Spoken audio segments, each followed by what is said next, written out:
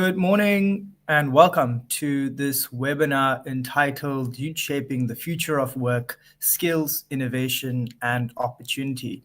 My name is Levi Singh and I serve as the Y20 South Africa Sherpa this year, and we are grateful to be hosting this webinar in partnership with the Mail and Guardian, the UN family, as well as the British Council in South Africa.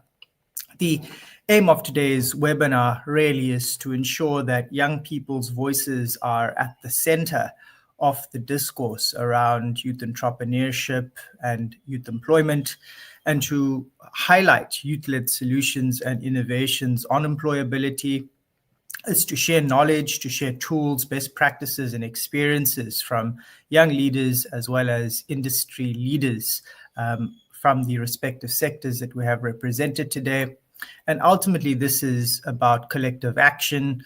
We've just seen the Leaders Summit of the G20 conclude with a variety of commitments made under the Leaders Declaration, in particular towards the Nelson Mandela Bay targets.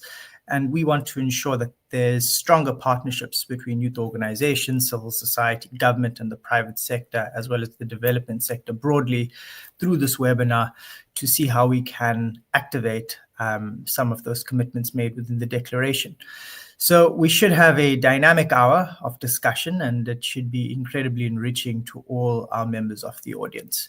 Without further ado, I'd like to welcome my colleague and friend, Nico Mgiba, who served as the Y20 delegate on the Inclusive Economic Growth and Employment track, to give us some context-setting remarks as someone who spent the entire year negotiating with and on behalf of young people to ensure that we have youth recognition around employment issues within the Leaders Declaration. Nico, over to you for your context-setting remarks, please. Thank you. Can everybody hear me? Am I audible? I hope I am. I will continue. Thank you so much. Good morning, everyone. As my friend Levi has mentioned, my name is Nico Mgiba, and it's an honor to be today and opening up today's conversation. Thank you so much for the British Council, as well as Y20 and the United Nations, as well as the AU NEPAD, in partnership with the Mail and Guardian for setting this up. So I speak today as someone who not only sits in the intersection between global youth diplomacy, but also the digital transformation, data analysis, private sector policy through the Y20, and also my involvement through the B20 and my professional work. And I just want to set the scene as to where we are. I'll go through some of the issues that we were dealing with throughout the year, and also some of the triumphs as well. And hopefully I'll be solution-driven in my approach. So we meet in a moment where young people are navigating the most dramatic transformation of the world of work in modern history, one of the most dramatic times that we've ever seen as humankind. Digital transformation, climate transitions, shifting global economies, and are rewriting the means of what it means to be employable. What it means for me to be employable is something very different to what it meant for my dad or my granddad to be employable. Yet, despite representing the largest and youngest and most dynamic demographic in the world, which is the youth, millions of young people across the African continent remained locked out of meaningful economic participation. And in essence, our work and advocacy within the Y20, which was led by Levi and his leadership, was basically to not only understand the problem, but to bring upon solutions and to deal with the solutions, not only from a locally based narrative, but also a globally based narrative. And that's when the negotiations with our international counterparts came into it. Here's the reality check. Allow me to ground us in a few facts that shape our context. Africa is the youngest continent in the world, with 70% of the population under 30 years old. And we need about 15 to 20 million jobs every year, but the formal sector only creates 3 million every year. I'm going to repeat that again. 15 to 20 million jobs are needed in the African continent every year, and we're currently only belting out 3 million. Very, very stark. But in 2030, 70% of all new jobs globally will require advanced digital skills. That's another stark reality. Meanwhile, Africa's digital economy has the potential to add about 180 billion to the continent's GDP.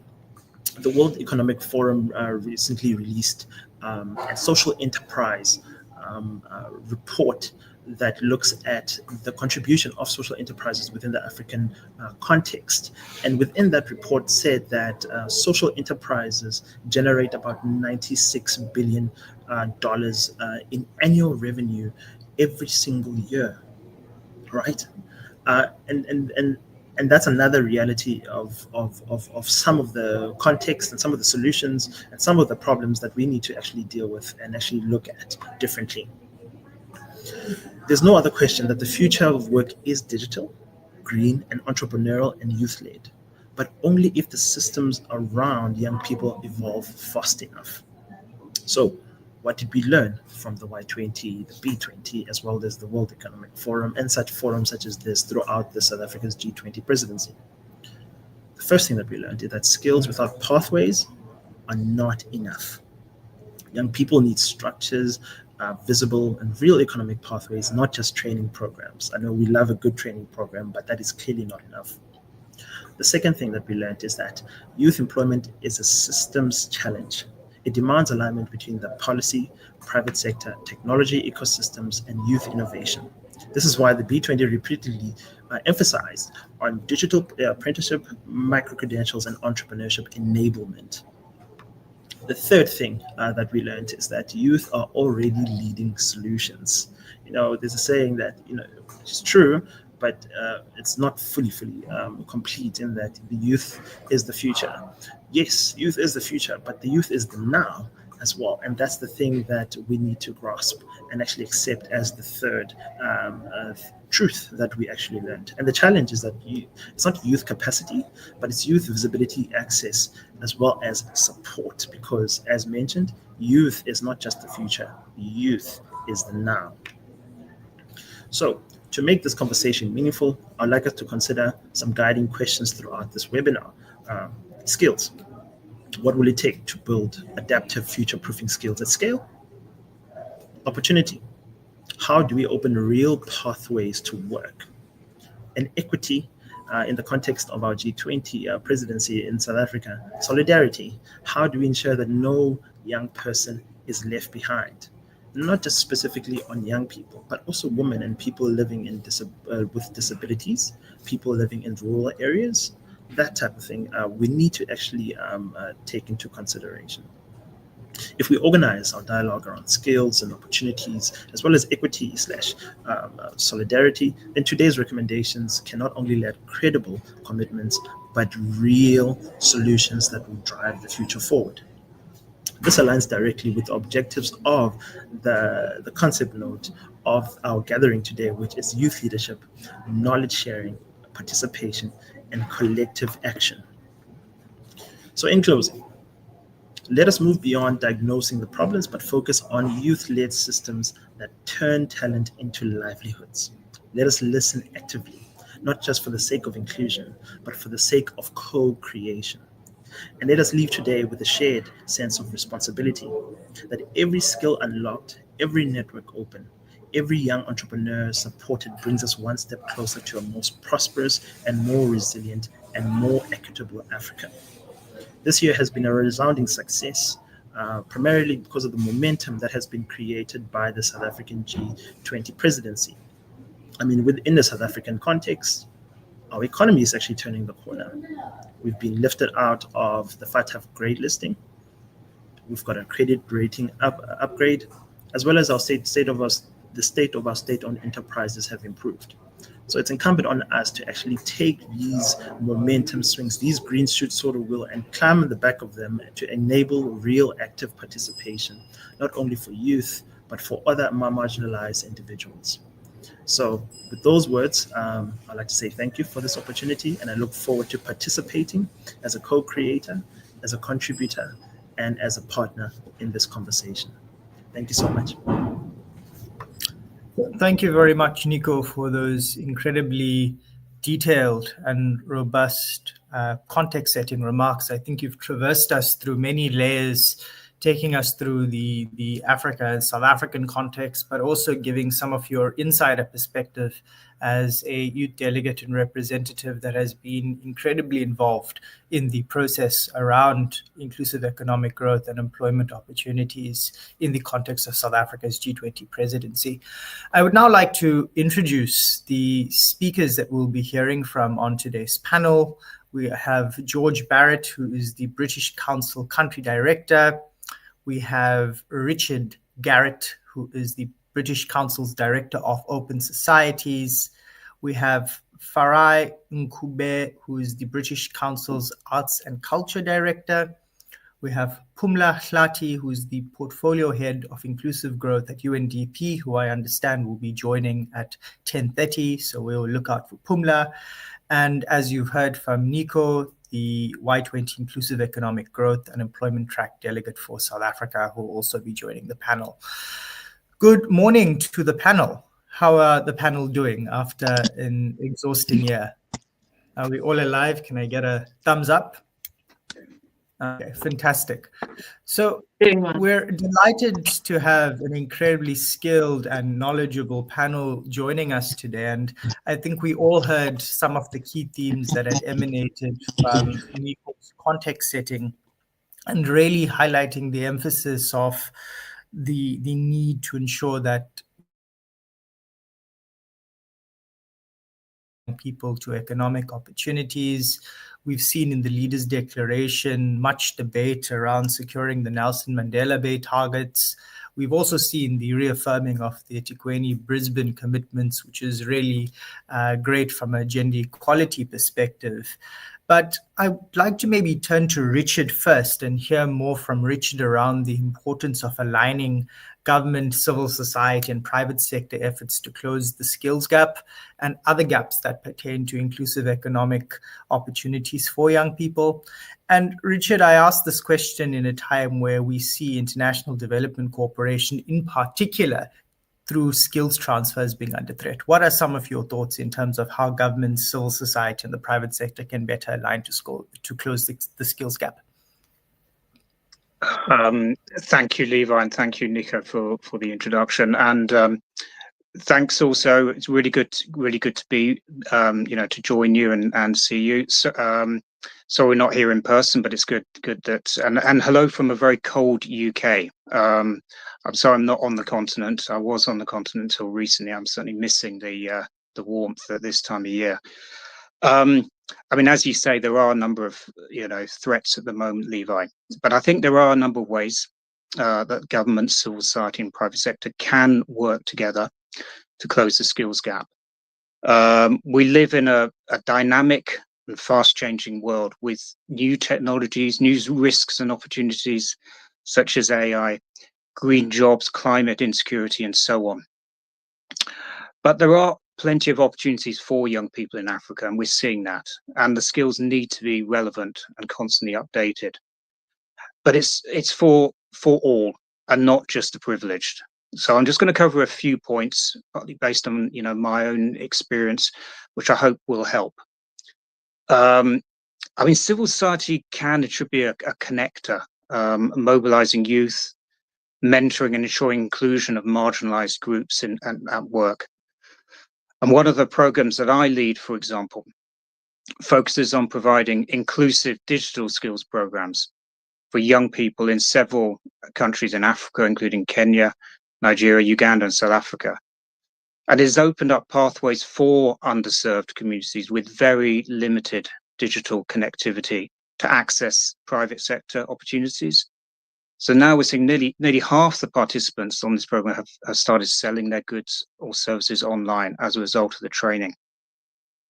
And about 20% are people with disabilities.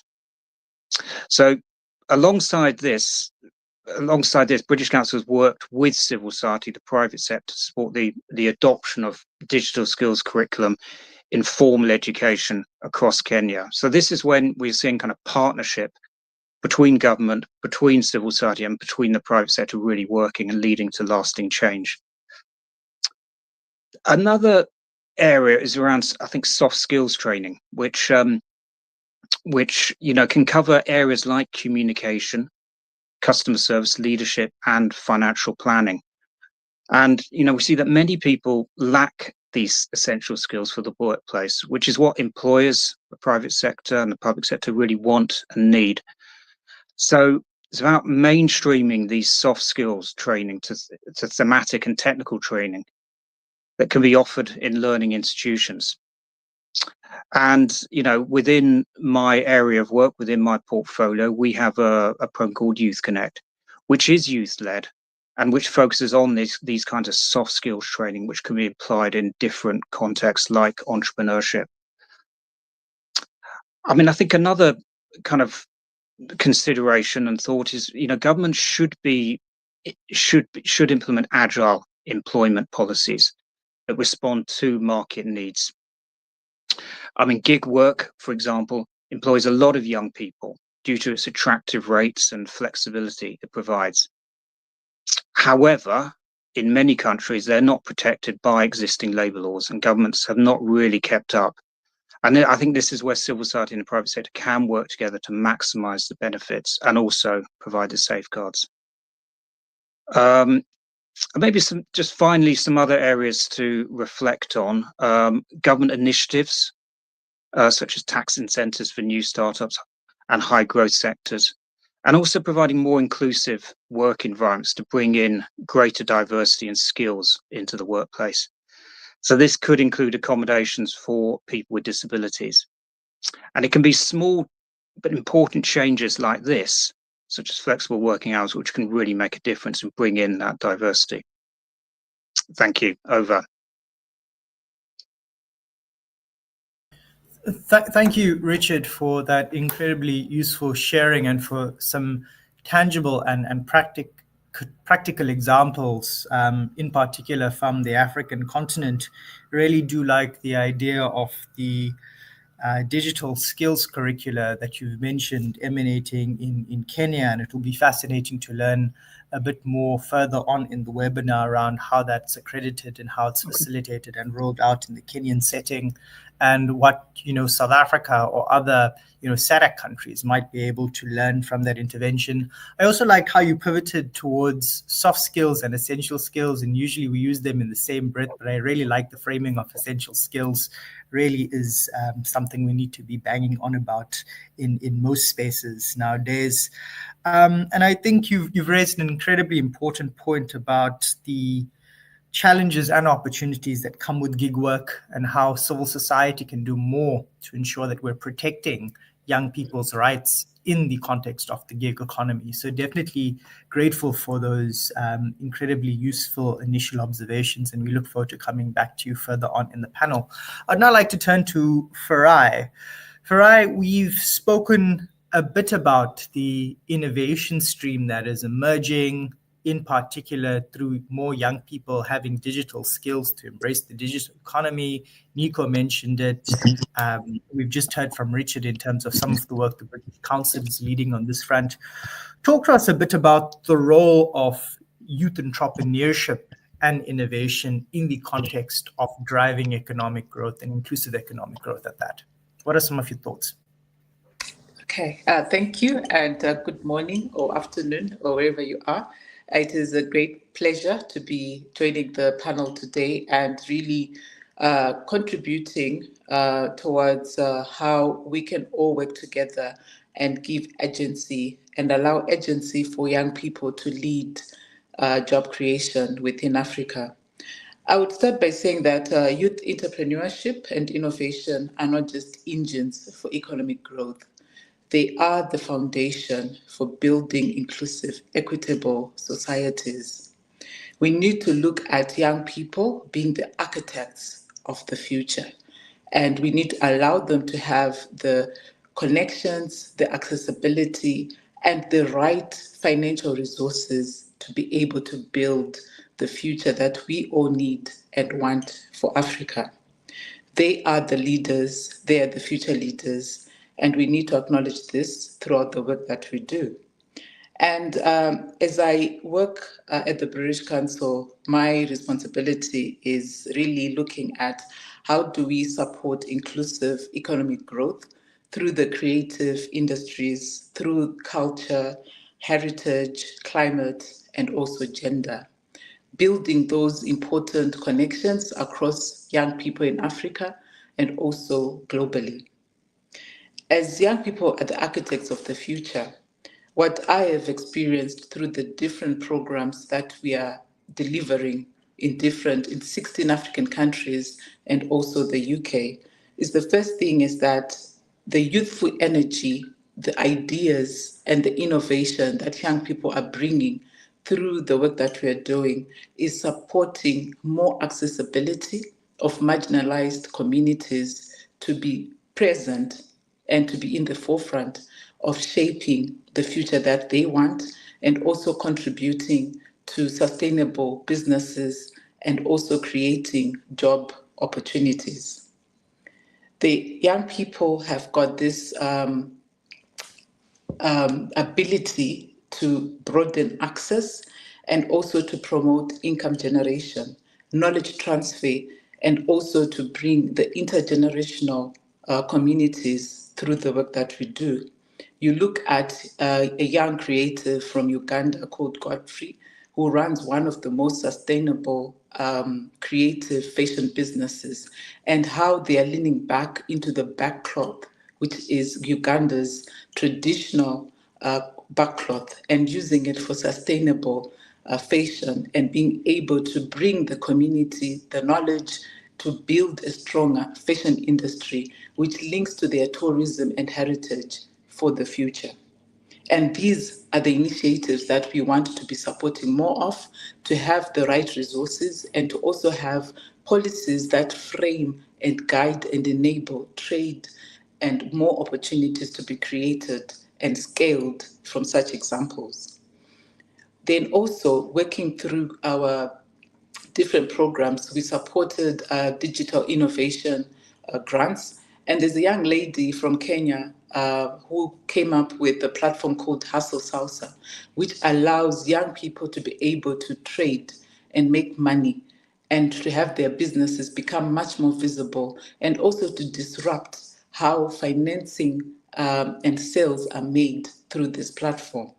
These are all innovative ideas that are coming through the work that we're doing, which are being led by young people, co-created by young people. What I see on the continent is a hunger from the young people to have these real connections, to get the real tangible skills that match the industry, but also importantly, to Nico's point, the number of graduates that are coming in and the number of jobs that are present within the formal economy, there's a huge gap. And there exists a really huge informal economy, which is also driven by young people. I would like to quote Strav Masiwa, who also mentioned that, the culture of entrepreneurship in Africa already exists. However, it's the systems which we don't have. So looking at the work that we're doing, we are really co-creating with young people and giving them that agency and also listening to them to be able to create the future which supports inclusive and sustainable economies. What we also realized from our recent study, Insights Out Africa, is the money is available, but is it the right money that is required within the current context that we're in Africa? And this is an area that we also need to investigate and to come together and look at how do we come up with the right funding instruments which support young people to be able to continue to lead job creation, to lead in innovation, and also to disrupt how we think about employment and work from an African perspective. So I think to wrap up, the work that we are doing at the British Council is really anchored on entrepreneurship, enabling enterprises to thrive through public and private partnerships. And we are looking at how do we support digital fluency, soft skills, and entrepreneurship competencies to be able to support this already existing culture and also energy that exists to be able to create the jobs that are required to be able to service the continent. But importantly, how do we also continue to build connections which support strong and supportive ecosystems so that they remain sustainable? I'll stop here. Thank you so much. Thank you, Farai, for those incredibly useful observations and for, again, like previous speakers, grounding your intervention in really pragmatic and real examples. I particularly enjoyed the example around the sustainable fashion entrepreneur from Uganda, and then the sharing that you've brought from Kenya. And I think the overarching point that I'm taking from your intervention is that we need a policy and programmatic framework that enables youth innovation and doesn't stifle it, that allows for young people to connect and for us to realize the aspirations of the African continental free trade agenda and how, connected Africans that can trade, that can learn from one another, ultimately contribute towards inclusive economic growth. But I think the most important remark that you made is investing in youth entrepreneurship is ultimately the foundation for building an inclusive and equitable society and country in particular. So thank you for that intervention. And just a reminder, I think, Farai, you'd mentioned the Inside Out Africa report. If you are able to, please drop the link to the report in the chat. I know Nico had also spoken about the World Economic Forum report on social enterprise. One of the aspirations of this webinar is to share resources and to ensure that young people are being linked to materials, tools, and skills. So please, if you can, share those resources in the chat box. I'd now like to turn to the next speaker, and we've got a double header on this question. So I see George is online, and we're awaiting Pumla to join us as well. And the next question really focuses on institutions, both George and Pumla, and ultimately the importance of institutions. I think we spent an entire year under the South African G20 presidency talking about the importance of global governance reform.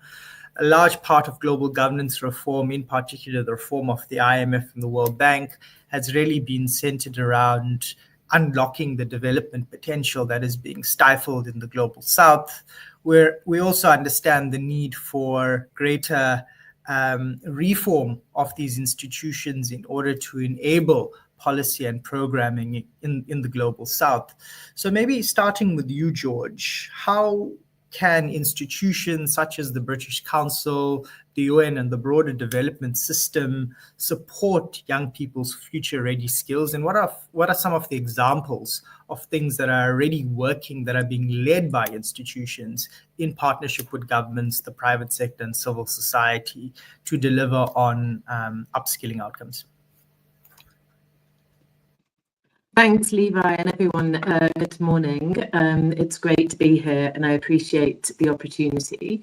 So I think that organisations can play a multifaceted role in this conversation and in doing, in turning the conversation into reality. So there's the direct provision of training, of course, and I can point to a number of programs that do that. There's also system strengthening, so working with key stakeholders such as government and the private sectors to strengthen the systems of training provision, but very importantly into that pathway. So it's not, as was previously mentioned on the webinar, about just skills for skills' sake, because we need to ensure that people have meaningful, sustainable, valuable work. And when I say valuable, something that inspires, I think it's got to be quality employment as well. I think there's a number of things that we need to consider in terms of the context that we're operating in. We've got a clear mandate from the G20, particularly the Nelson Mandela Bay targets. But at the same time, we're facing a very different geopolitical context. So we need to caveat, I think, the question by saying, how can we do this differently? So it's not about funding on its own. I mean, funding plays a key role in the answers to this, but it's also about how, again, to my colleagues that have spoken before, how can we come together and collaborate and co-create and do so with young people so that we are constantly responsive and creating opportunities and programs that meet their needs. So I just really wanted to make that important point about the context. I think we can do a range of things. Digital literacy in the gig economy is being mentioned as one of the critical areas. Essential or soft skills is another area around employability training. So what are those skills that people need, not just once they're in the in an entity, be it their own entity as an entrepreneur or working for another, but what are the skills that they need to get in the door and then stay in the door? And I think that that's really important. That speaks to that essential skills piece. People need to know how to communicate, need to know how to set up their business, manage their budgets and finance and so forth, access their markets. So I think it encourages us to think about entrepreneurial mindset. So it's not only about the individual entrepreneur that we might be wanting to empower or capacitate with skills, but also the entrepreneurial mindset of the institutions within which they're gaining access to these opportunities. You need leadership that sees the value. You need a curriculum that matches the needs of the current. A good point also made earlier that it's not about the youth just being the future, they are the present. And we need to be thinking about what's needed now as well as the future. We can help to create agile programming and curricular development and to support that leadership shift in institutions. And of course, one of the key things that the British Council does is around this capacity to convene key stakeholders in a sector to be able to not just have a conversation, but to come up with concrete co-created responses. And I think that that's really, really important, because I've noticed, for example, that I've been approached personally in my role here by a lot of young South African entities, either youth-led or youth-focused. How do we come together and see how we can make a good on the greater good on the parts that we each contribute? If I can just talk very briefly on a couple of the programs that we have. I mean, our flagship Going Global program, Going Global Partnerships program, is really cuts across tertiary education, has both higher education and TVET, particularly as focal areas.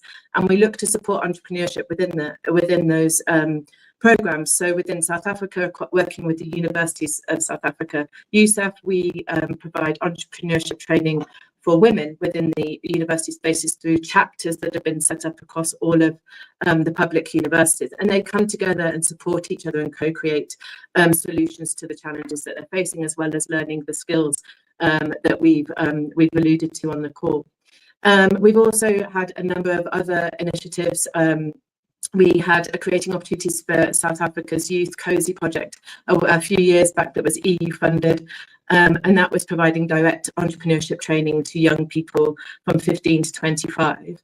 And we have our Innovation for African Universities, which program also undergoing global, which supports curriculum innovation and entrepreneurship clinics and accelerates programs to address unemployment, including the research element. So I think another thing that we can do as institutions is come together and share our data and our knowledge. So that market intelligence piece is really important for continually improving the interventions that we make and making them more agile and responsive. But I think if I can conclude, because I'm conscious that our other colleague from UNDP would like to also contribute, we have to do this together, and the pathway starts much younger than the moment that somebody's leaving to go into leaving school to go into university or into TVET or into another form of opportunity, bit micro-credentialing and so forth. So we need to be thinking about it much earlier in that journey of a young person to give them a thriving opportunity at the tertiary level. Thanks. Thank you, George, for that incredibly insightful intervention. I'm not going to provide a response just yet because I'd like to invite Pumla into the conversation. Pumla, thank you so much for joining us. The question that was posed to both yourself and to George had related to institutions and how institutions can support young people to gain these future-ready skills. George brought about an incredibly important point in her intervention around the evolving context and the context in which we find ourselves at this moment. At the onset of the webinar, we also had mentioned, how international cooperation in particular is under a tremendous amount of stress at this time. Speaking as a UNDP representative and in this challenging geopolitical context rather, what are some of your thoughts around how institutions like the UN and UNDP in particular can support future-ready skills for young people? Right. Thank you so much. Thank you for having me. So maybe I will layer on what Josh has already said, because she could easily be reading what I was going to say. 100% agreed on the issues around understanding this to be an ecosystem where different players need to come together. And that is part of the role that we play as international development organizations, providing that platform and convening different stakeholders. But I also maybe just at a practical level also want to talk about the opportunity we present or play as these organizations to test different models, right? Whether you want to call it demonstration initiatives or pilot initiatives, I think we are well poised to come up working with other stakeholders with different solutions and say, could this work? We test it at a small scale, and then we scale it up. And we do that quite a lot at UNDP to think of different ways of doing development, innovative ways of doing development. We try it first at a small scale, working with partners, and then if it works, we scale it up. So the point I'm making is that we have that opportunity and platform that we present to be able to co-create novel solutions, try them out, fail, succeed, absolutely learn out of them, and then scale them up. So I want to talk about one practical example that we are working on right now around innovation. And George and other speakers spoke about working with TVETs, working with universities and so on. And also this touches on entrepreneurship a little bit. So we are running what we call university hubs or unipods, if you like, but we also have a version that we call T-pods. These are spaces that we provide to higher education institutions or to learners, for that matter, in universities, so that we don't wait for them to leave the university environment or the TVET environment, for that matter, to try out new ideas, come up with their solutions for entrepreneurship. And we set up these spaces where they can actually create spaces to create. They test, and we link them to markets, we link them to the support that comes with a university or a TVET college, so that by the time they leave, they know that whether their ideas will work or not, and they've done that as students. So that is the one part. So I'm really reinforcing the point that we have to catch them whilst they are still thinking about it as university and TVET college students. And this is a model that we have, and we've recently launched actually during G20 at the University of Johannesburg. We have such a model where we launched the Unipod. That is the one example. But the other very important factor beyond, of course, there's still the employability aspect, where we are still teaching young people to be employees, not just employers. But the critical part again is to link up with industry much earlier, because we drive so many capacity building or training interventions at different levels alone, right? Alone with the training institutions. And then we're surprised when learners are done with all these beautiful training interventions that we drive, and they go out and there are no jobs. They are trained by, all of us who say we're doing development, but they go home and they're still unemployable. So linking up with industry, partnering with industry, driving a demand-led skills agenda is so critical. We are doing this work, as an example, right now, working again with TVET colleges across various provinces in the green energy space or just energy transition space. We're training young people to be solar artisans, to work in energy efficiency, and a number of other areas, but we're not doing it alone. we have actually integrated into the training a work integrated learning program, or if not that, we actually take them into internships. So we're doing this with many other partners, including the CETAs, including industry, and so on. So just those 2 points that I would want to add on or layer to what has already been said. Thank you. Thank you so much, Pumla, for again finding time to join us and for complementing George's initial intervention so wonderfully. It's almost as if you two coordinated speaking points. But I think the takeaway from both of your points is the importance that institutions play in building and strengthening ecosystems at various levels, be it multilaterally or be it domestically through work with coordinated member states. It's convening diverse voices. You've both spoken about the importance of not just young people's voices, but women's voices and people living with disability voices. And I think the role that institutions can play in convening those voices in partnership with civil society is something we must continue to emphasize. But Pumla, I like what you said around the fact that institutions usually have the capacity to test models or pilot models and then consider scaling those models in partnership with other actors. And absorbing the risk, I think, is always the big thing as it pertains to the piloting and the testing of models. So thank you for emphasizing how institutions are able to do that. And I think the 3 points that both George and yourself have really narrowed into is the importance of sectoral leadership, the importance of curriculum, and ensuring that curriculum is in place at a member state level to drive skills, but also ensuring that curriculums are complemented by a policy and programming base that allows for young people to access skills and to participate in inclusive economic opportunities.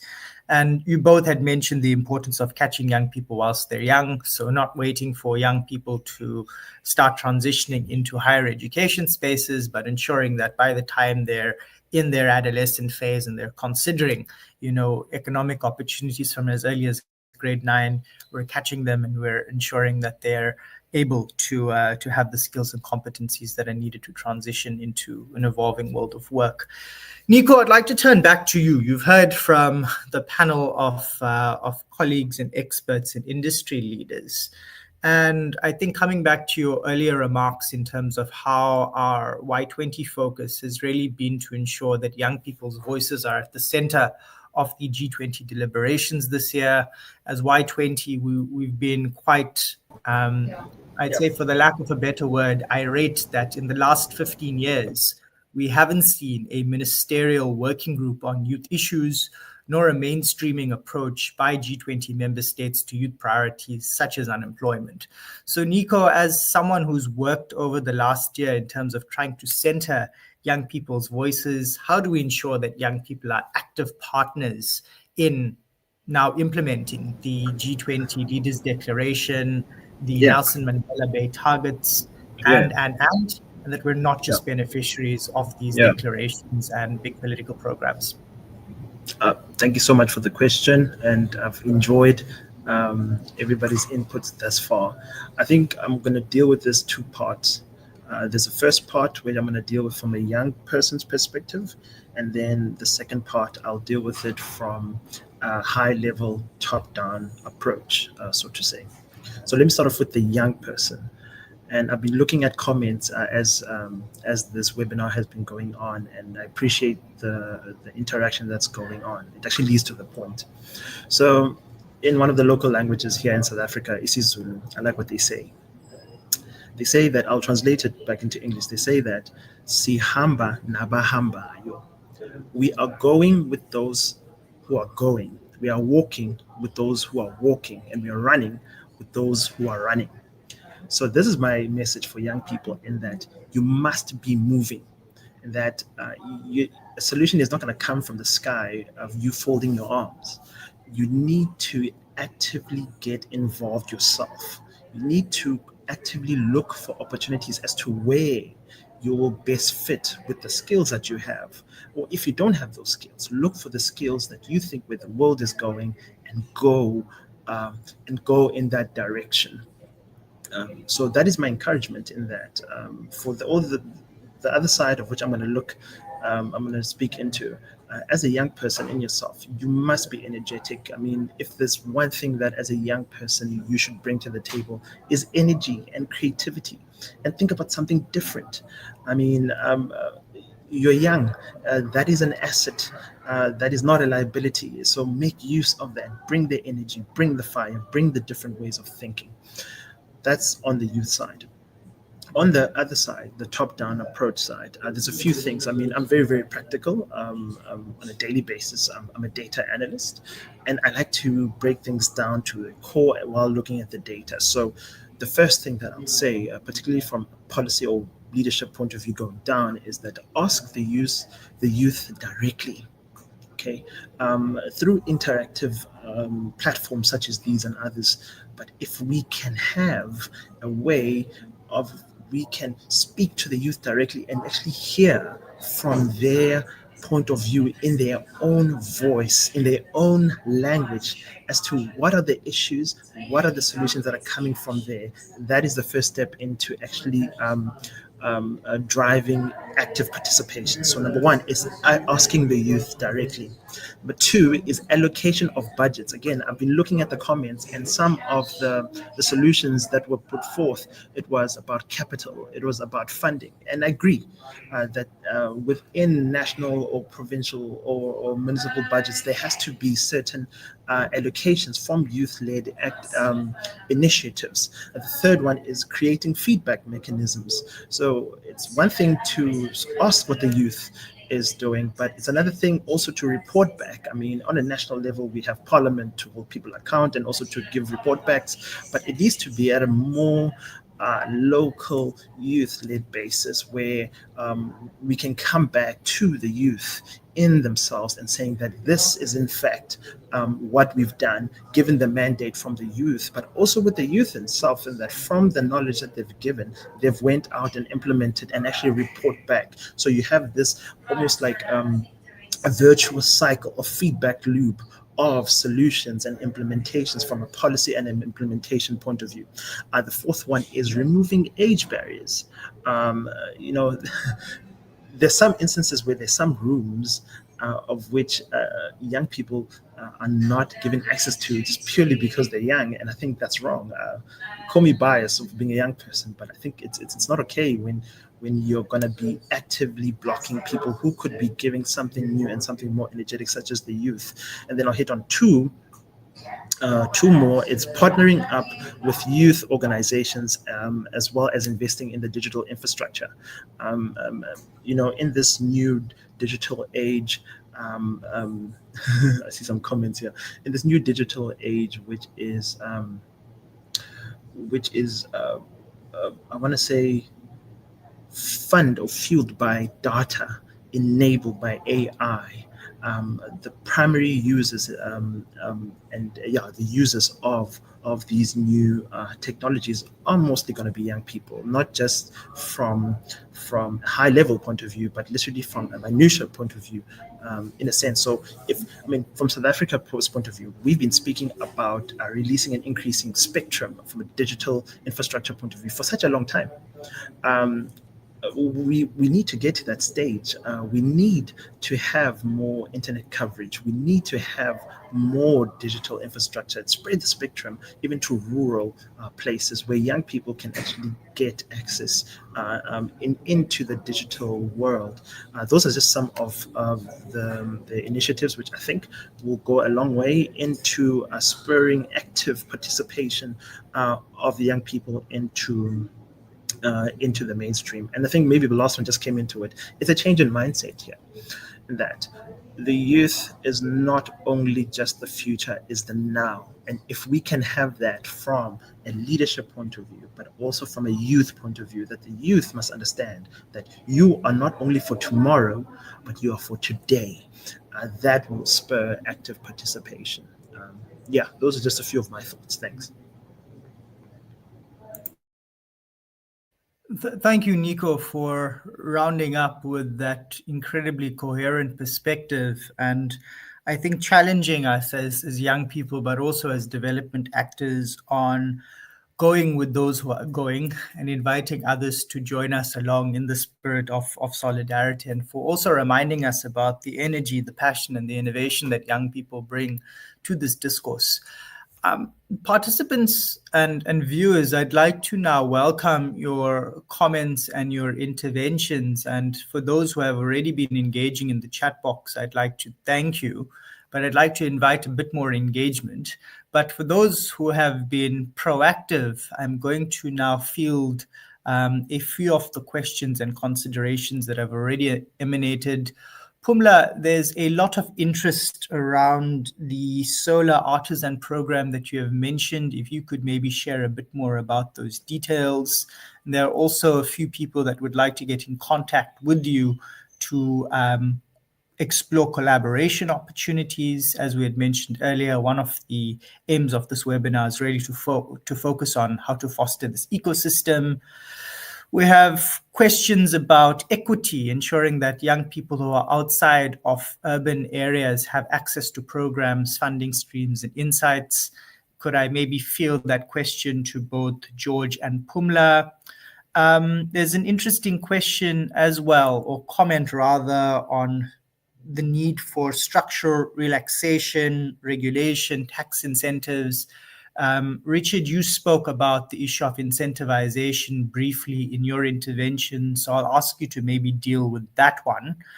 And then there's some questions around networks to innovate initiatives in African fashion and art. Farai, can I ask you to take that one? So maybe let's start with Pumla and George, and then go to Richard, and then Farai. Oh, thank you so much. Yeah, regarding our work with TVET colleges, whether we're training on solar artisans or energy efficiency or any of those, we will normally partner directly with the TVET college, and we will have the TVET doing their recruitment, and then we will amplify that recruitment drive. So I think the best space would be for you to just watch out for when your colleges do advertise when we start the recruitment drive. So that is what I can say there.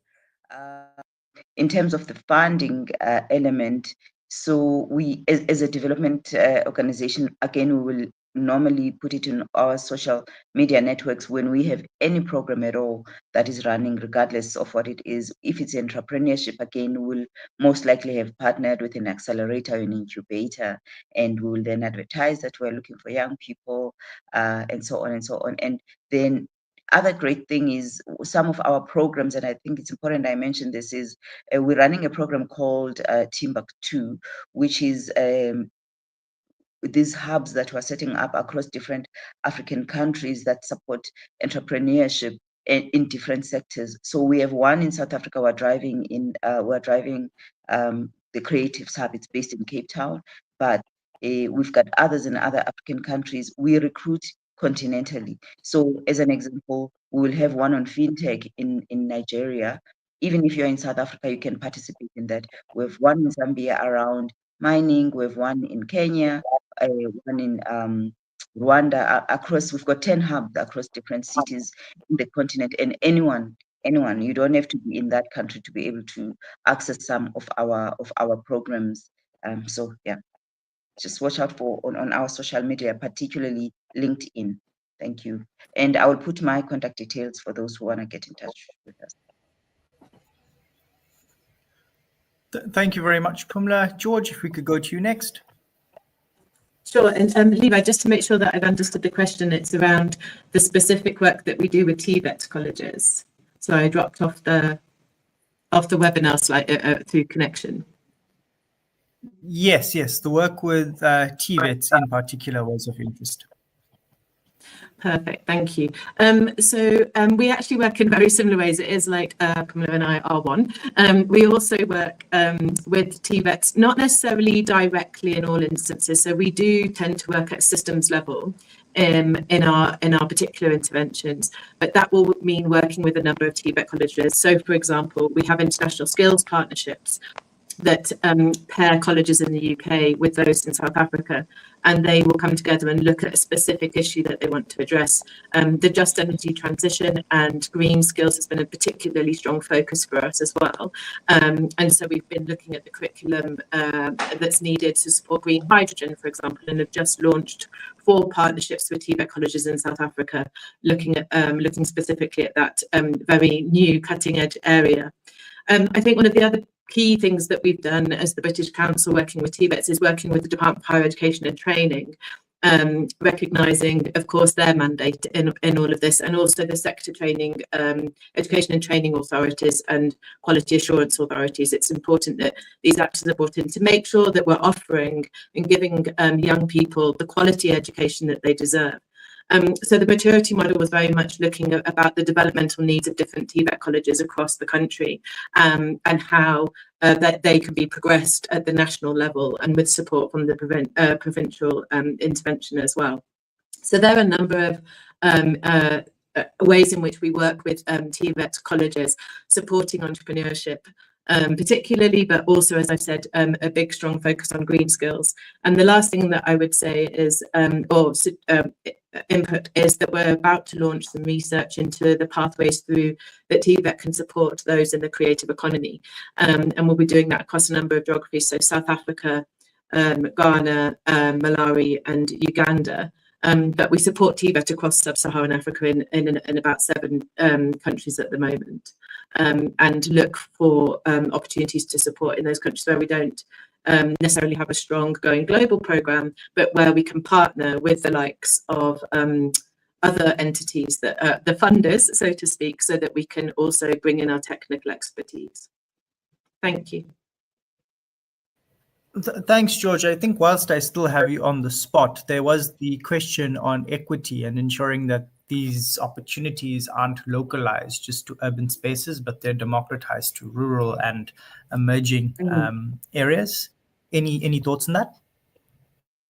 I think there's 2 that I would say. I think we need to look at the geography of where our TVET colleges are, for example, and they are often located, yes, in some urban centres too, but also in more rural locations. And they create an opportunity for the TVET, the young people that go through those colleges, to support, create businesses that also provide services to local communities. And I was really struck, I know I use this example a lot, but when I went to Ellen Gunny College and the sea of geysers and DSTV dishes, etc., across the local community, and those students could be trained to support those communities, whilst also therefore creating their own pathways, be it in employment or entrepreneurship. So I think we need to look at the geography of where the TVETs are. I think another critical point that I didn't get to speak to earlier, but I really think we need to be focusing on the circular economy. Yes, in terms of recycling and the environmental element of that, but also empowering and looking at the local community, looking for responses through the skills development, through entrepreneurship for social impact, and that happens at the local level.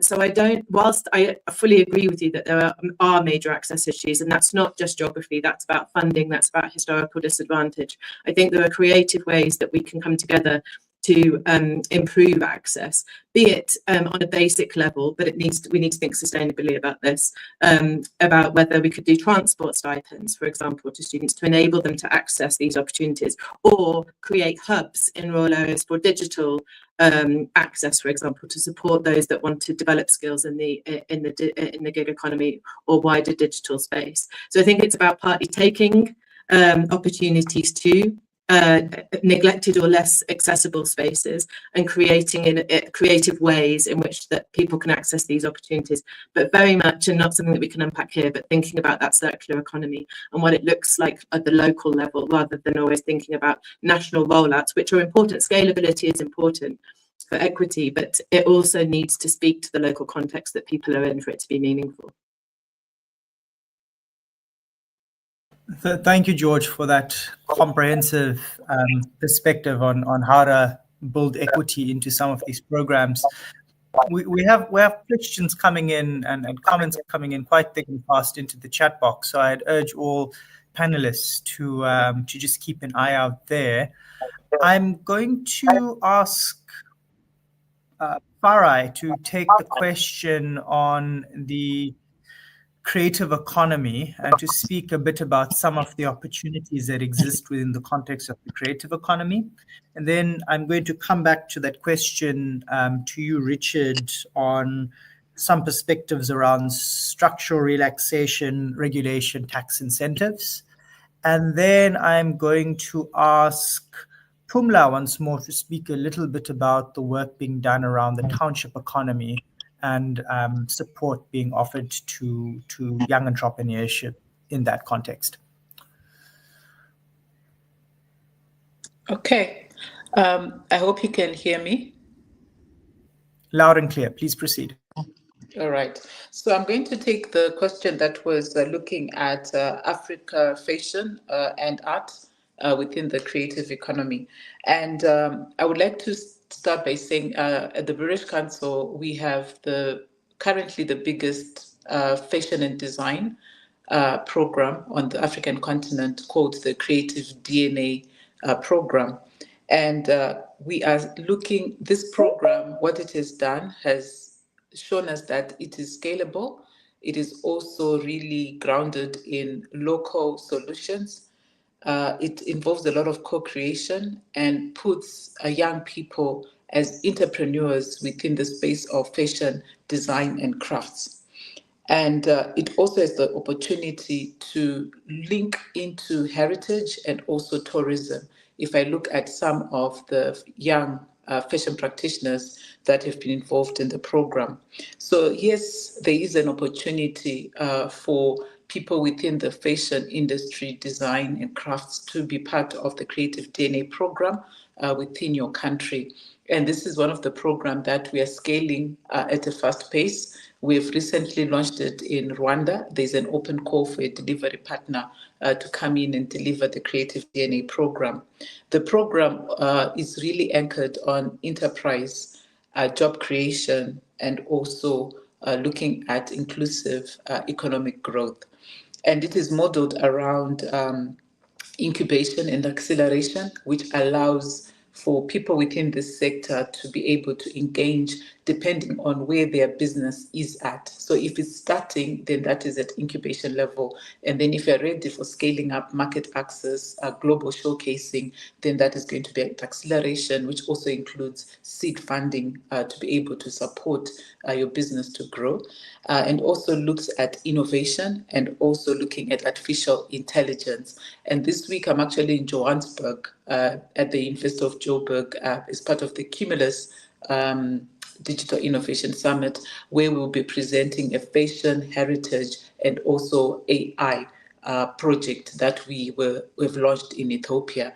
Yeah, so in short, the opportunities are there to engage with us, and we are always sharing these opportunities on our different social media platforms. Importantly also is we are not just centered in terms of the urban areas. We are really looking at how do we engage and open access to peri-urban areas and also to rural communities as being part of the creative economy.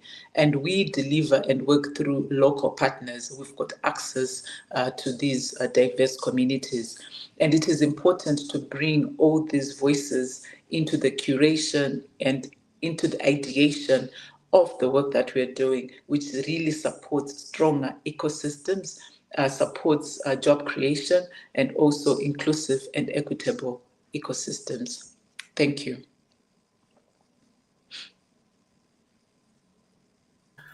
Thank you, Farai, for that incredibly useful intervention. Richard, I'm going to turn to you now to address the issue of regulation, structural relaxation, as well as incentives. But I think for the benefit of the audience, we can see many of the comments that are emanating in the chat box around what the British Council funds, what it doesn't fund, how to access funding. Maybe if you want to speak a bit more about that, and George, you can also chime in should you have the capacity to do so around what exactly are the nature of programs and innovations and interventions that the British Council would consider to fund and where young people can access more details about those. Richard, over to you, please.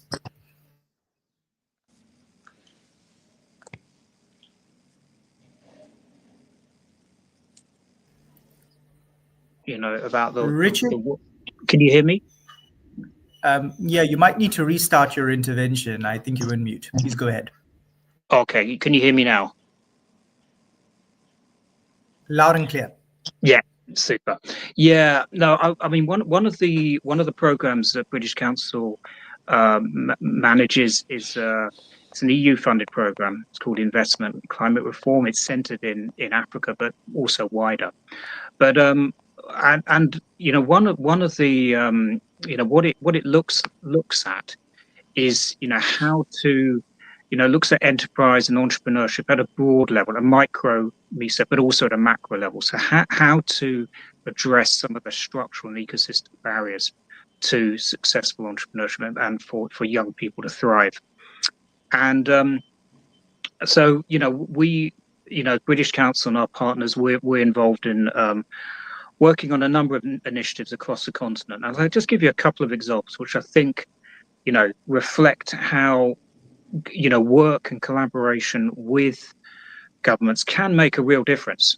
And examples include, for example, in Kenya, they've introduced some legislation to support youth-led firms to scale up, and so there's actually a target of 30% of procurement should be going to young people with disabilities. So it's initiatives like that that can really help. I think there's some lessons learned there. And I really liked Nico's comment earlier around youth-led work. And one thing I'm very conscious of, I'm not a young person, but our priority and our target rightly is young people. So, but it's about working with youth-led organisations, and as an example of this, and I think some good practice in Mauritius, the government worked with youth-led organisations to formulate its kind of enterprise work with small and medium-sized enterprises and its entrepreneurship policy. So it listened to young people, to understand some of the barriers, some of the challenges, and to really help them thrive. So I think there's some good practice there. Happy to share that after the meeting, and some of the work that British Council has done through this program, the Investment Climate Reform. Thank you.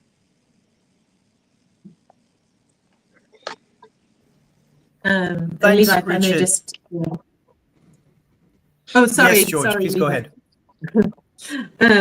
So I think just to build on what Richard has said, the British Council doesn't see itself as a funder.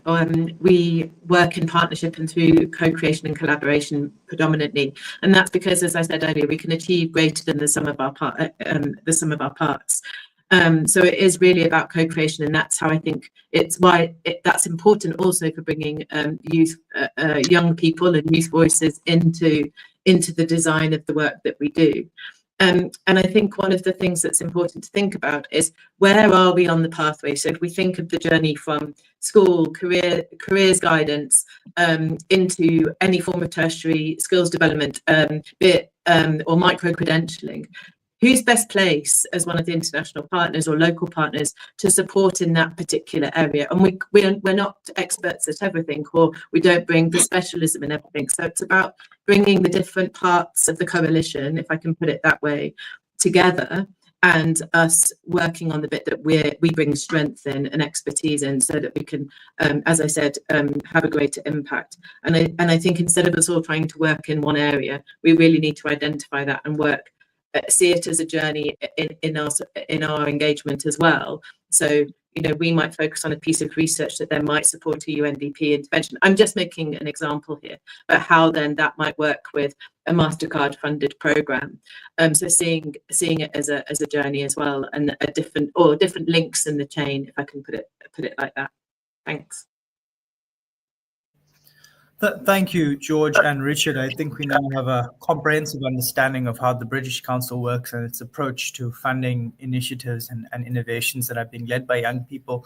Nico, I see in the chat box there's been a particular question around perceived age discrimination and possible examples of that and what you Yeah. mean when you speak about that.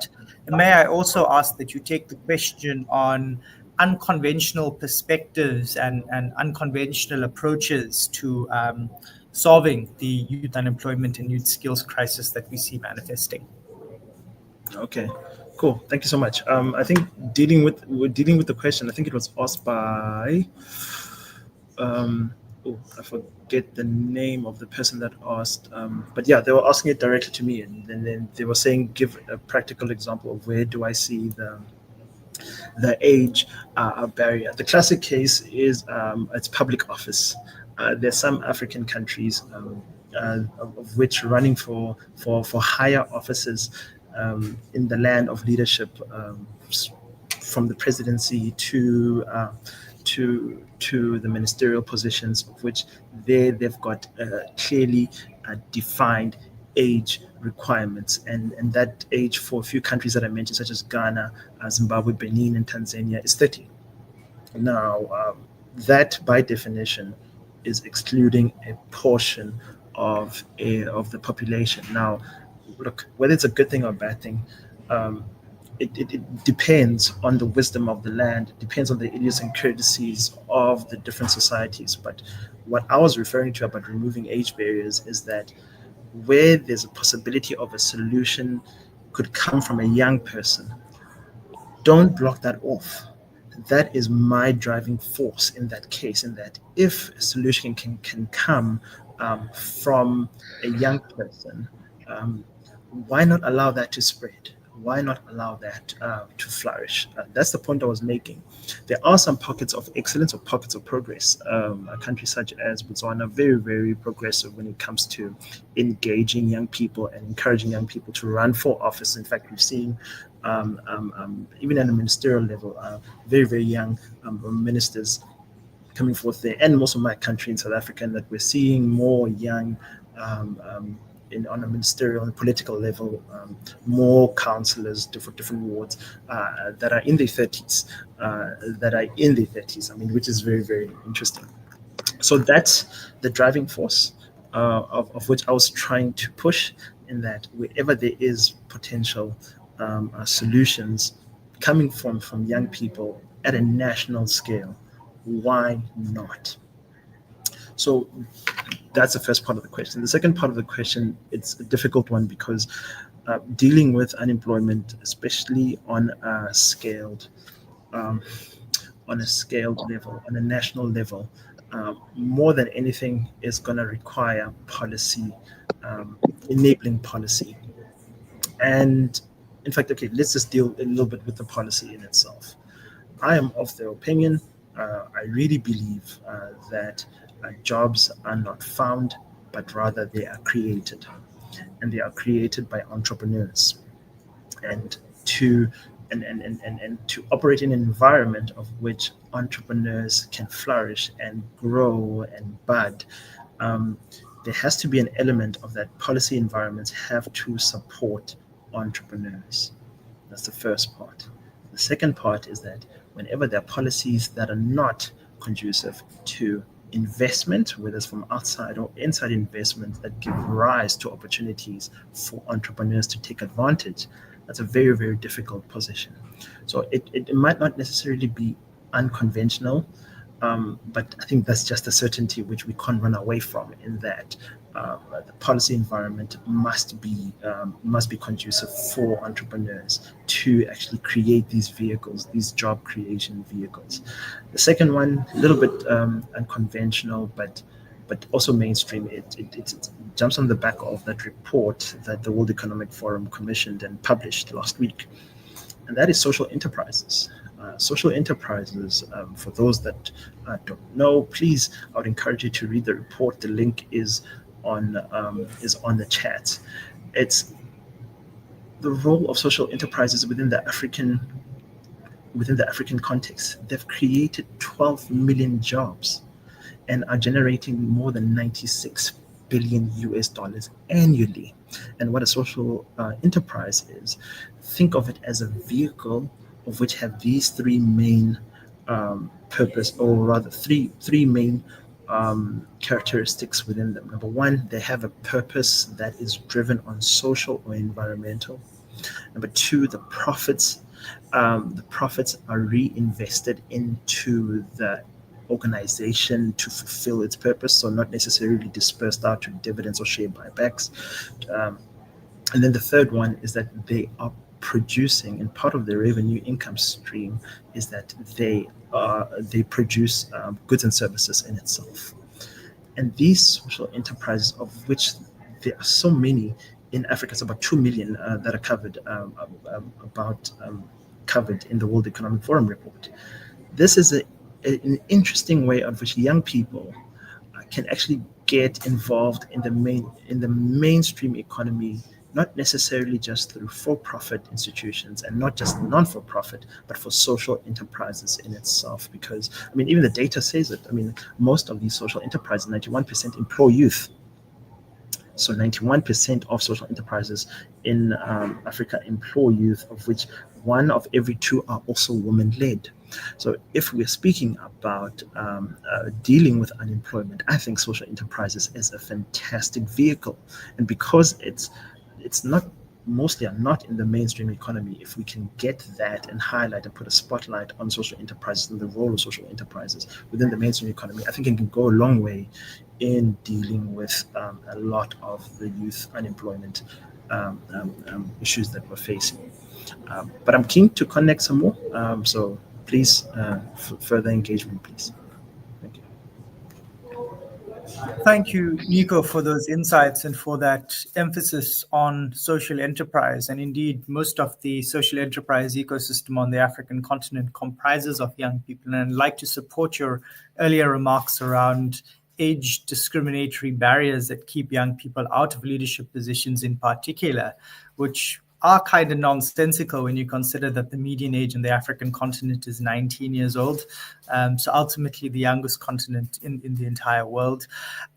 Colleagues, I'd like to now move us towards winding down this conversation. And I think coming off this G20 year and coming off the incredible amount of work of multilateral coordination and negotiation that has been undertaken over the last year, we'd be amiss to not talk about partnerships. And I think many of the commentators in the chat box have lamented about how this is not the first time we're having a conversation of this nature, and how there's also a sense of frustration. And we picked this up during the G20 Social Summit. There's a sense of frustration where young people keep being convened to ventilate their issues, to dialogue, but there's very little urgent action being taken on the side of policymakers and duty bearers. So it'd be good to hear from around the table about your thoughts on the importance of leveraging partnerships that can drive some of the operational aspects of the conversations we've been having. So if we're saying we need curricular reform, some of the tangible examples that can maybe be highlighted, or some of the ideas that can be highlighted around that. Or if we're saying we need policy reform, what does that look like, and how can actors such as the UN and the British Council and civil society work in coordination to make that happen? So really looking at the final question that focuses on leveraging partnerships to ensure that we move from just conversation to tangible action as a coordinated sector. Maybe let's start with George and then go to Richard and then to Farai in that order. Thanks, Levi, and thanks for the questions, everybody. So I think there's a number of ways which we leverage partnerships. Our mandate as the British Council is to build trust and understanding around the world between the communities of the UK and the countries within which we work.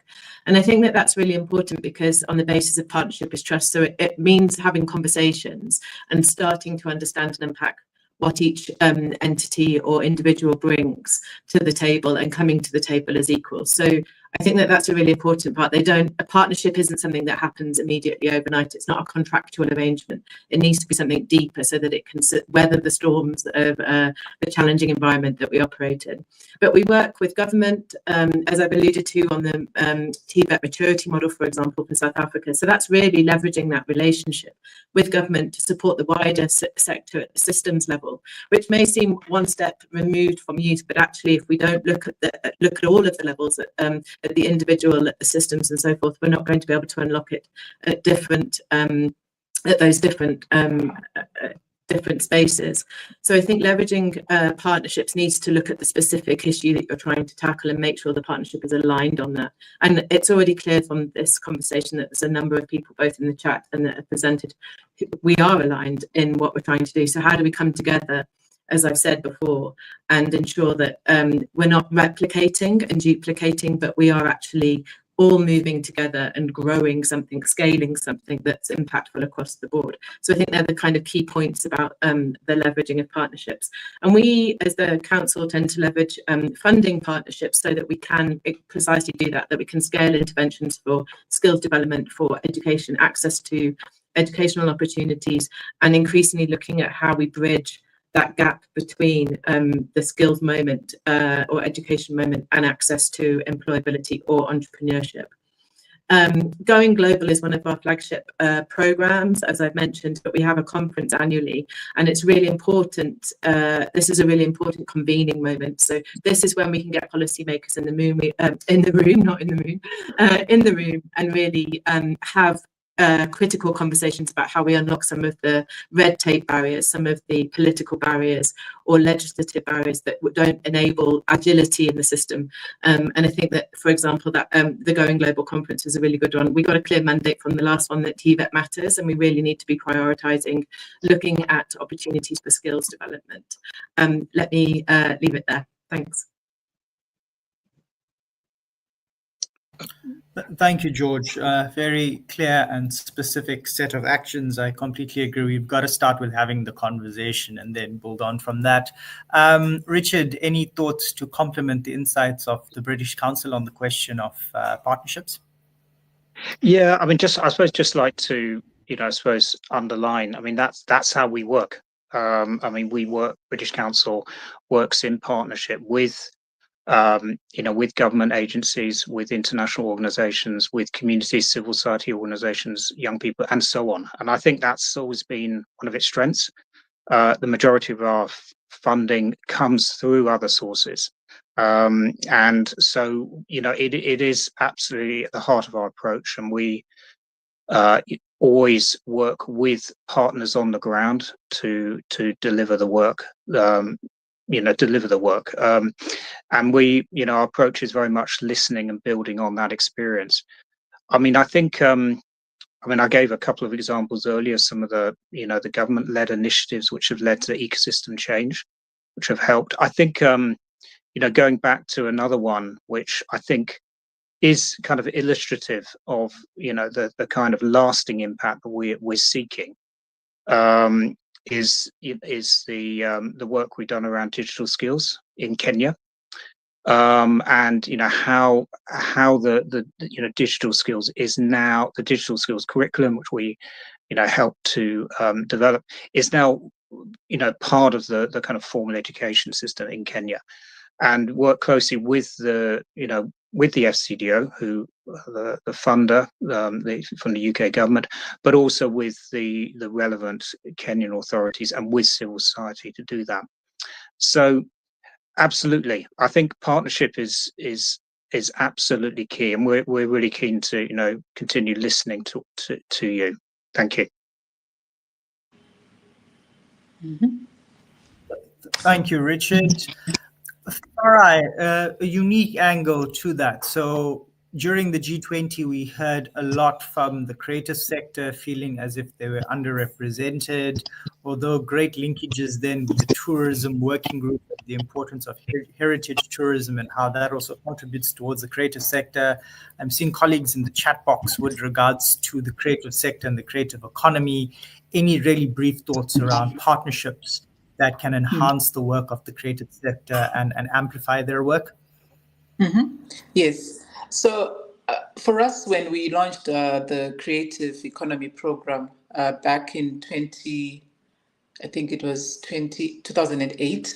One of the key things that we quickly learned is we need to think about this sector as an industry, as an economic driver. And that makes it different from development type of work that, international institutions would go about.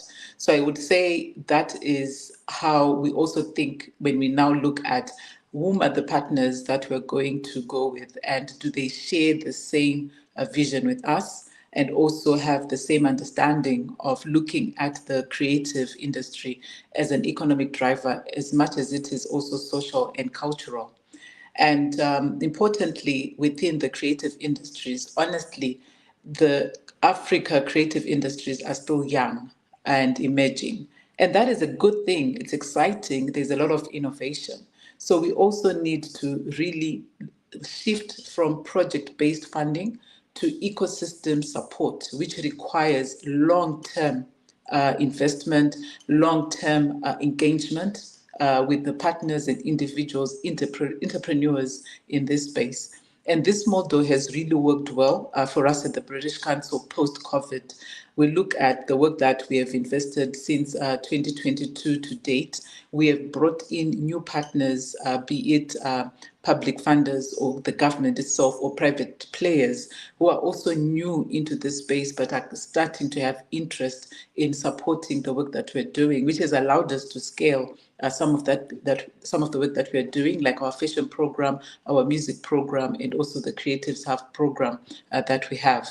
The second element when it comes to the creative industries and partnerships, I would say as partners, we need to really think smart. We need to be agile and also to be context relevant in terms of the financial models and programs that we are doing.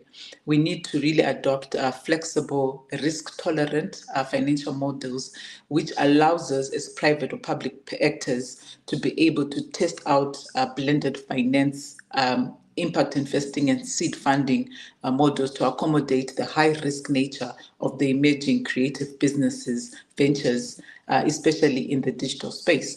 And we do have an example of a very strong program in Zimbabwe, which has been running since 2019, launched during COVID.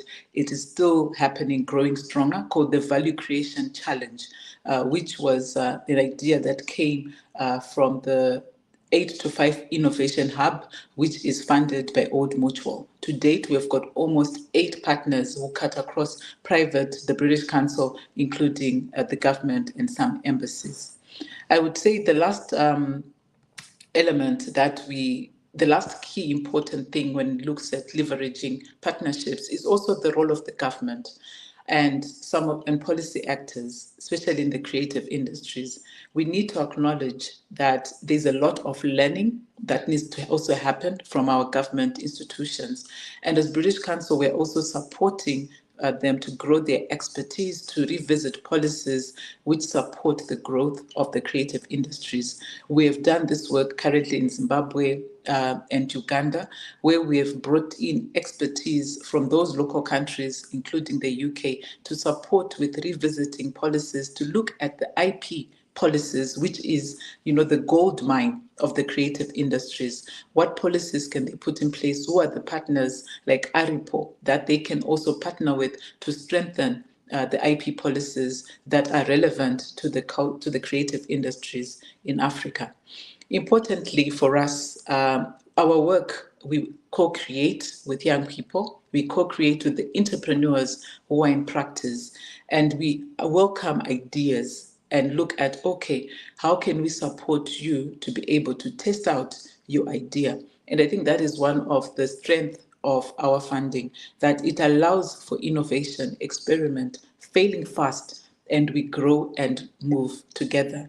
We're also there to be able to link you into other partners who are able to take you through depending on the type of business that you're doing. So I think to Richard's point and George's point, we leverage local knowledge and partnerships We collaborate with local entrepreneurs, technology hubs, and cultural organizations to ensure investments are contextually relevant and sustainable. And as British Council, we co-design and deliver with local partners. This is part of the cultural relations approach and valuing diverse knowledge systems to be able to build strong and resilient ecosystems. Thank you.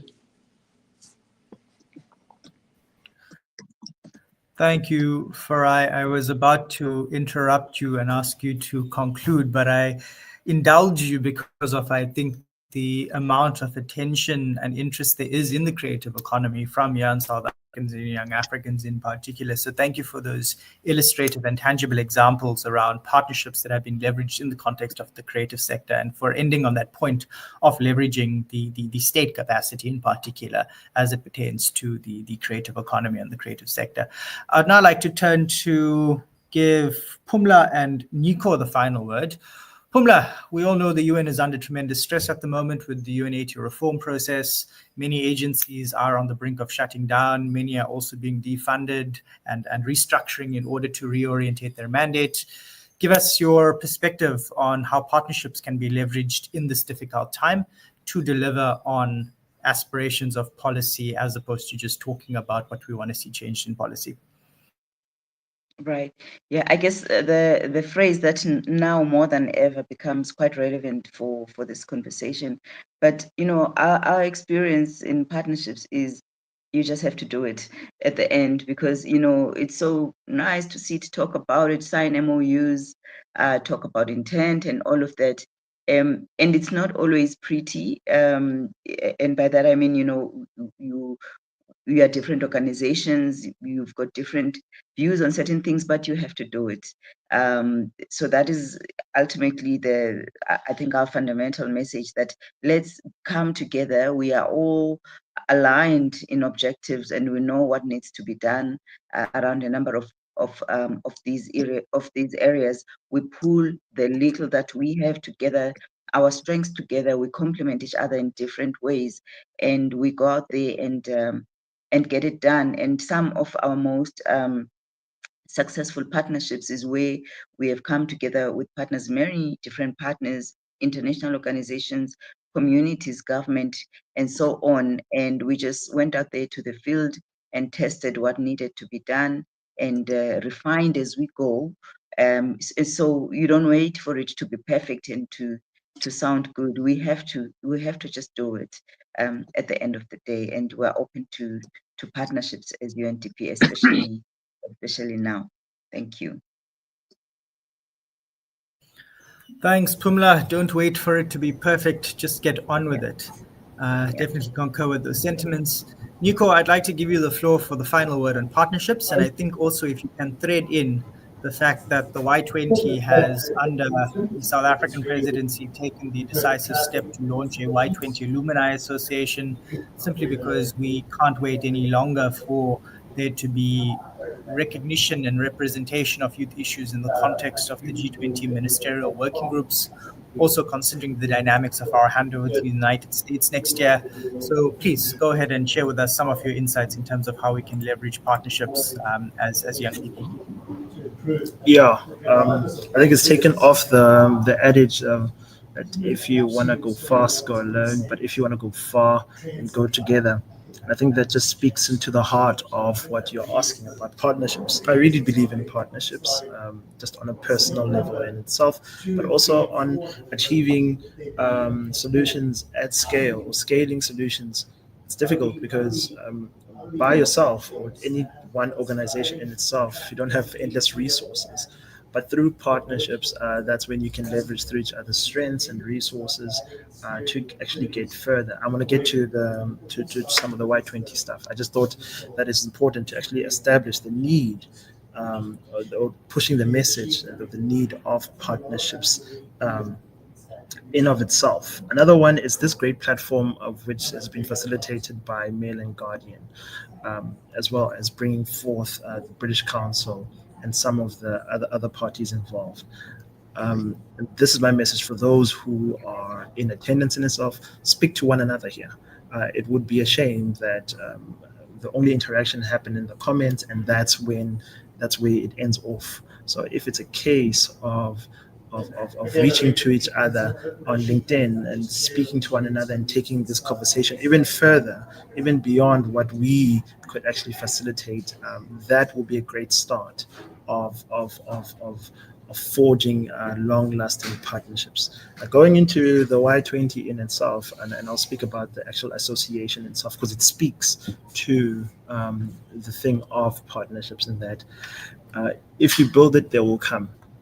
If we had to wait for permission to be building networks, or rather organizations that house through networks, would wait forever. So that's when the Y20 leadership, of which Levi was quite instrumental in, provided the architecture of the association network, which will be administered by the Y20 in itself, and that it really does thread the needle of actually not losing on institutionalized knowledge, on actually closing the loop on the knowledge, and who knows, even on capital in itself. Whether there's different funding mechanisms, it can be closed within the system in itself. So I think let me stop there for now, but I'm keen to continue this conversation further. And thank you so much once again. Thank you, Nico, for ending us off on that pragmatic and realistic note. And once more, I'd like to invite all of the participants on the webinar to stay abreast of the developments around the Y20 Alumni Council. As we had stated at the launch at the Social Summit, we cannot wait until 2044 when South Africa hosts once more to ignite this discussion. Africa is home to the largest population of young people in human history and anywhere in the world. And if we're going to take up our place within the context of the current geopolitical environment, we'd need a vehicle, and that vehicle will be the Y20 Alumni Association. So please keep looking at our socials for more information, and also register your expression of interest, and we will be reaching out shortly with the next steps around the Alumni Association. Colleagues on the panel, thank you so much for your deep insights and your perspectives. You are all experts in your own right, and we are incredibly privileged to have spent the last hour and a half with you all and really teasing out some of the thoughts that keep you all awake at night. I think the headlines for me is we need to continue having the conversation. Yes, fatigue might set in, but all great change starts with a few people sitting around a table and having frank and open and honest and pragmatic conversations. And I think we've done that. And thank you to the Mail and Guardian and the British Council for convening this space, as well as to our colleagues at UNDP for providing the additional technical support and perspective.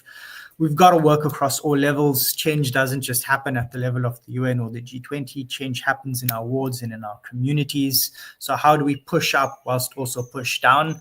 And how do we leverage partnerships in order to push from those two angles? And how do we continue to align on our shared objectives so that in this resource constraint environment, we aren't duplicating or replicating efforts, and we're being efficient and effective and focused about what we want as it pertains to changing the youth development ecosystem and tackling issues of unemployment and the skills crisis. More so, I think we've spoken at length about the importance of building, strengthening, and supporting ecosystems, and ecosystems also extend to us as communities. So not just leaving this important work to the institutions and to governments and to the private sector, but also leveraging the power of our communities where we all come from. How do we work in collaboration with these partners in these institutions to ensure that we convene the diversity of voices, in particular the voices of women and girls and people with disabilities and people who are ordinarily at the margins of society who need to be included in order to achieve inclusive economic growth? And then how do we work as sectors to absorb risk and to ensure that we cater to the shifting attitudes of risk so that we can test models and we can pilot and scale efficiently and effectively?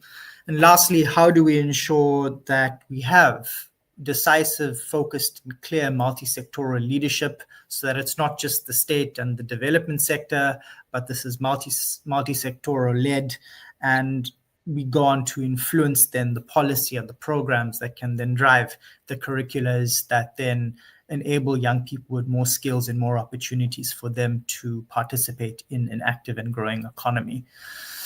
I think those would be the highlights that I have recorded from this incredibly rich and inspiring conversation.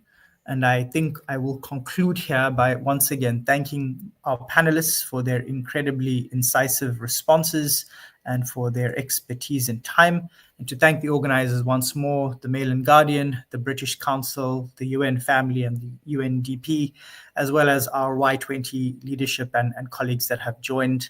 And we look forward to engaging further as we hand over to the United States and as we continue our efforts around the G20 and SADC's chairship of South Africa in 2026.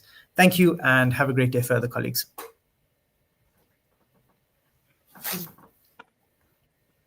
Thank you.